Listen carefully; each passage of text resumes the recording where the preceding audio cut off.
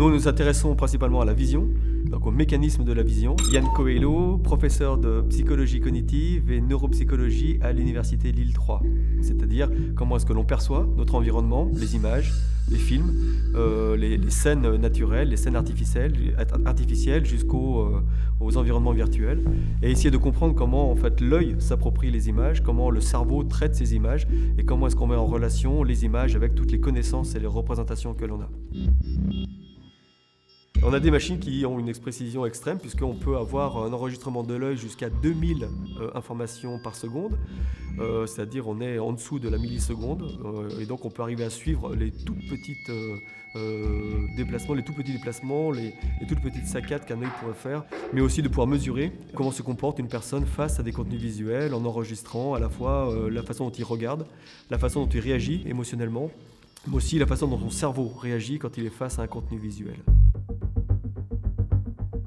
L'originalité de cette plateforme, c'est justement d'avoir à disposition des équipements qui sont tout à fait originaux, pour certains uniques en France, pour d'autres uniques presque uniques au monde.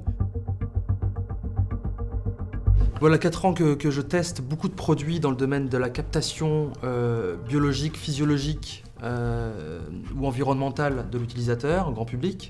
Olivier Janin, gérant de la société Neotrope. Ici, là, j'ai un capteur cardiaque que j'ai développé pour le compte de la société Ubisoft. Demain, j'aurai peut-être un capteur d'émotion, c'est un des projets sur lesquels je travaille. Et donc le fait d'être proche des chercheurs, les chercheurs sont le socle scientifique de toute innovation de ce genre-là. Donc c'est avec eux que j'ai envie de travailler.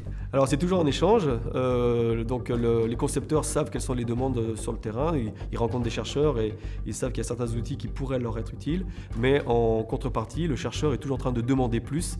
Et donc par exemple, une des grandes questions dans le domaine de la science, c'est le temps réel. Comment est-ce qu'on peut arriver à suivre et enregistrer des informations en temps réel pour pouvoir modifier notre environnement, par exemple dans la réalité virtuelle. Et donc on travaille très régulièrement avec les concepteurs pour essayer de les aider à concevoir des outils qui sont plus performants et qui correspondent plus à nos demandes.